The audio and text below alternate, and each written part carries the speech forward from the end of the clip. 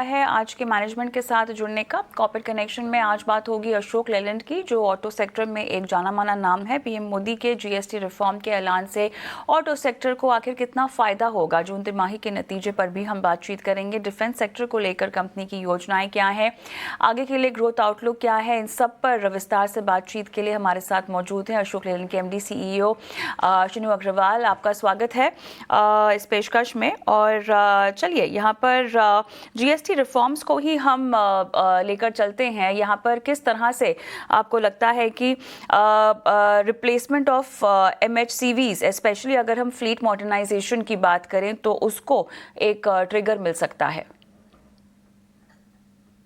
बिल्कुल, हमें लगता है कि जीएसटी का जो रिफॉर्म के बारे में हम सुन रहे हैं, अगर ऐसा होता है और 28% स्लैब हट जाता है, तो जाहिर है कि कमर्शियल व्हीकल्स पे 18% स्लैब लगेगा, ऐसा हमें उम्मीद है। और अगर ऐसा होता है तो आप जानते हैं कि डायरेक्टली ये इम्पैक्ट करेगा कमर्शियल व्हीकल की प्राइसेस को, और उसके कारण एक काफी ज्यादा तेजी मार्केट में आ सकती है। दूसरा ये भी है कि ये रिफॉर्म सिर्फ ऑटोमोटिव या कमर्शियल व्हीकल सेक्टर तक लिमिटेड नहीं होगा।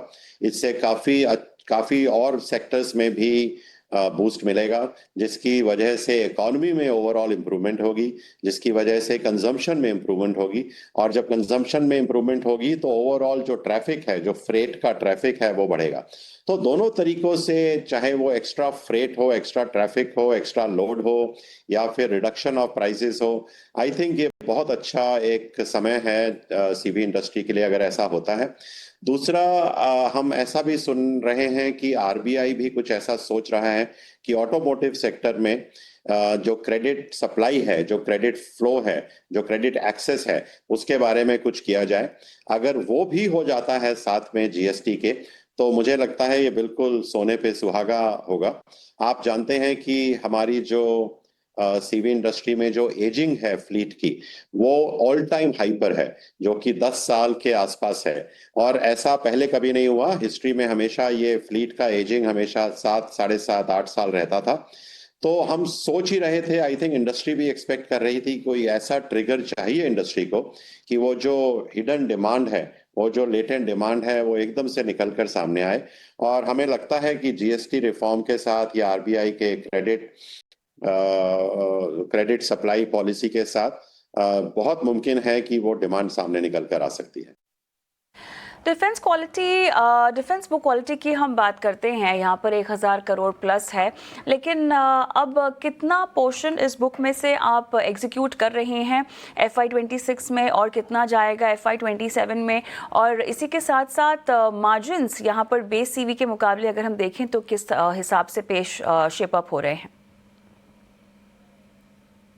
देखिए, डिफेंस हमारे लिए एक अच्छे मार्जिन वाला बिजनेस है। और लास्ट ईयर आपको ध्यान होगा कि डिफेंस में हमने प्लान किया था कि हम 1000 करोड़ तक पहुंचेंगे, जो हम पहुंचे FY25 में। इस साल हमारा जो प्लान है वो मिनिमम 25 to 30% ग्रोथ का है डिफेंस बिजनेस में। मैं आपको काफी विश्वास के साथ कह सकता हूं कि ऐसा ये 25-30% ग्रोथ हमें काफी, इसकी संभावनाएं अच्छी लगती हैं। और उसका कारण ये है कि हमारी जो डिफेंस की ऑर्डर पाइपलाइन है वो बहुत मजबूत है। हमारे पास ऑलरेडी 1000 करोड़ से ऊपर के ऑर्डर इस वक्त अवेलेबल हैं, जो हमें आगे आने वाले समय में एग्जीक्यूट करने हैं। और इसके अलावा हमारे पास 2000 करोड़ के और ऑर्डर हैं, जो कि हम जीत चुके हैं, जो टेंडर हैं वो हम जीत चुके हैं, लेकिन हम ऑर्डर की अभी इंतजार कर रहे हैं। तो जो पाइपलाइन है वो बहुत स्ट्रांग है। अब मुद्दा ये है कि हम इसको जल्दी से जल्दी कैसे एग्जीक्यूट कर सकते हैं। पर मैं आपको विश्वास दिला सकता हूं कि इस साल हम 25 से 30% ग्रोथ जरूर करके दिखाएंगे डिफेंस बिजनेस में। यहाँ पर आपके अप्रूवल रेट्स जो हैं वो कैसे हैं, अगर हम एलटीवीज की बात करें? और यील्ड ट्रेंडिंग फिलहाल जो ट्रक्स फाइनेंशियर्स के लिए समझ में आ रही है, फंडिंग कंस्ट्रेन किसी भी तरह से आपको होता हुआ दिखाई दे रहा है MNHCV में, अगर हम इसका कंपैरिजन करें LCVs के से? देखिए, हमें कोई ऐसा रेड फ्लैग नजर नहीं आ रहा है जहां तक फाइनेंसिंग या फंडिंग की बात है। आई थिंक बैंक्स और एनबीएफसीज सभी कमर्शियल व्हीकल्स में फाइनेंस करना चाहते हैं।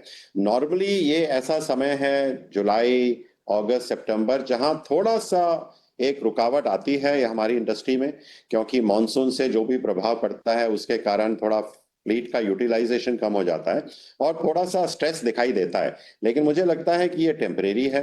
मुझे ऐसा नहीं लगता कि कोई भी ऐसा फंडामेंटल फैक्टर अगेंस्ट जा रहा है सीवी इंडस्ट्री के लिए, जो कि फाइनेंसिंग पर प्रभाव डाले। सो इससे भी हम बाहर आएंगे जैसे हर साल बाहर आते हैं। आई थिंक मॉनसून खत्म होने के बाद हमें रियली बहुत ऑप्टिमिज्म है कि ये सीवी इंडस्ट्री बहुत अच्छा एक रूप लेगी। आपको ये भी ध्यान होगा कि Q1 में लास्ट ईयर लगभग 5% ग्रोथ हुई थी, लेकिन Q2 लास्ट ईयर लगभग 15% डी ग्रोथ हुई थी सीवी इंडस्ट्री में। सो दूसरा ये भी है कि Q2 में स्पेशली जुलाई, अगस्त, सितंबर में हम लोग एक लोअर बेस पर हैं, लास्ट ईयर के लोअर बेस पर हैं, और इसलिए ये इंडस्ट्री जुलाई, अगस्त, सितंबर में काफी अच्छा ग्रोथ दिखा सकती है। अगर जुलाई की बात ले लें तो जुलाई में लास्ट ईयर मुझे शायद याद है कि 8 से 10% कुछ डी ग्रोथ थी। अगस्त में लगभग 14-15% डी ग्रोथ थी और सितंबर में 17% डी ग्रोथ थी लास्ट ईयर। सो जुलाई में ऑलरेडी इंडस्ट्री 5% के उठाव पर है एमएचसीवी में, और अगस्त और सितंबर में लोअर बेस की वजह से हमें लगता है इंडस्ट्री में और ज्यादा ताकत आएगी। यूके मैन्युफैक्चरिंग एग्जिट को लेकर अब क्या प्लान बना रहे हैं? किस तरह से सेविंग्स जो हैं वो एक्सपेक्ट की जा रही हैं सीजिंग ऑपरेशंस के बदौलत, और अगर इसका इम्पैक्ट हम लोग इस पूरे वित्त वर्ष के तीसरी तिमाही में देखना चाहें तो स्ट्रक्चरली कितना आप इसको आगे बढ़ता हुआ देख रहे हैं जो इसकी नई रूपरेखा होगी? स्विच यूके में जो हमने एक डिसीजन लिया था कुछ महीने पहले, कि हम वहाँ पर पॉसिबली जो हमारा मैन्युफैक्चरिंग ऑपरेशंस है वो वहाँ पर स्केल डाउन करेंगे या बंद करेंगे, वो काम काफी अच्छे से प्रोग्रेस हो रहा है। मुझे ऐसा लगता है कि अगले 1 या 2 महीने में वो काम पूरी तरह से मुकम्मल होगा, और उसके बाद हम ये भी तय कर रहे हैं कि हम जो स्विच यूके के प्रोडक्ट्स हैं उनका जो प्रोडक्शन बेस है वो हम कहाँ शिफ्ट करें। जहाँ तक सेविंग्स की बात है, आपको मालूम है कि स्विच यूके में लगभग 2 से 3 मिलियन पाउंड्स का लॉस हर महीने हो रहा था। आई थिंक ये जो एक्शन हमने लिया है, जैसे ही ये खत्म होगा पूरा अगले 1-2 महीने में, तो ये लॉस को हम लोग मिनिमाइज करने में सक्षम रहेंगे। सो ये काफी अच्छा स्टेप होगा, क्योंकि हम मार्केट लूज नहीं कर रहे हैं, हम मार्केट नहीं छोड़ रहे हैं। हम सिर्फ अपना जो प्रोडक्शन का बेस है वो एक हाई कॉस्ट प्रोडक्शन एनवायरनमेंट से एक लो या मीडियम कॉस्ट प्रोडक्शन एनवायरनमेंट में शिफ्ट कर रहे हैं। किस तरह का आउटलुक फाइनेंशियल्स के लिए और इंडस्ट्री के लिए जो है आप देख रहे हैं FY 26-27 में, डिफेंस इंक्लूडेड?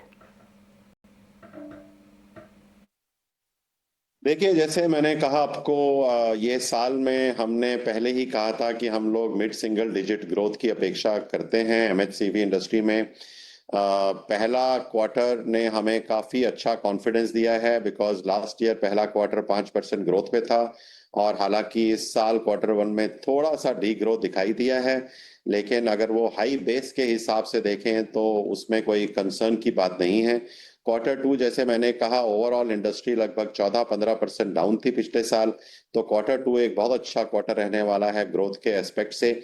और Q3 और Q4 में हमें ऑलरेडी अच्छा कुछ ग्रीन शूट्स दिखाई दे रहे हैं मार्केट में, जहां हमें लग रहा है कि जो ऑन ग्राउंड डिमांड पैटर्न्स हैं, जो सेंटिमेंट है वो पॉजिटिव होगा।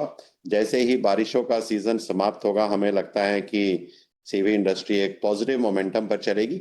हाँ, और जीएसटी के जो हम न्यूज़ सुन रहे हैं 18% की, या जो आरबीआई की जो थिंकिंग है, अगर ऐसा कुछ हो जाता है तो फिर इवन प्रॉस्पेक्ट्स और बेटर हो सकते हैं इस साल के लिए और अगले साल के लिए। चलिए, तो यहाँ पर एक्सपेक्टेड टाइमलाइन एचएलएफ्स के लिए और आईपीओ लिस्टिंग के लिए क्या होगी, और साथ ही कौन सा नया टारगेट आप अक्रॉस द बोर्ड अब सेट करना चाहते हैं? जी, हमें खुशी है कि हिंदुजा लेलैंड फाइनेंस को अब एक आखिरी जो रुकावट थी या एक आखिरी जो स्टेप था वो पूरा हो गया है। हमें अभी पिछले हफ्ते ही आरबीआई से क्लियरेंस मिला है, जो कि अब अलाउ करता है हिंदुजा लेलैंड फाइनेंस को एक मर्जर प्रोसेस में जाने के लिए नेक्स्ट डिजिटल के साथ। सो ये अभी जर्नी है, ये आपको मालूम है इसमें कुछ और स्टेप्स हैं और थोड़ा टाइम लग सकता है। हमें अंदाजा है कि लगभग 2 से 3 क्वार्टर मिनिमम इसमें लगेंगे लिस्टिंग होने में, पूरा प्रोसेस खत्म होने में। लेकिन हाँ, हमें खुशी है कि ये काम काफी टाइम से अटका हुआ था हमारा, लेकिन पिछले हफ्ते में हमने वो अप्रूवल पा ली है आरबीआई से, और अभी आगे आने वाला प्रोसेस भी हम पूरी तेजी से आगे बढ़ेंगे। चलिए, शुक्रिया सर, आपने समय दिया और तमाम पहलुओं पर हमसे विस्तार से बातचीत की है। और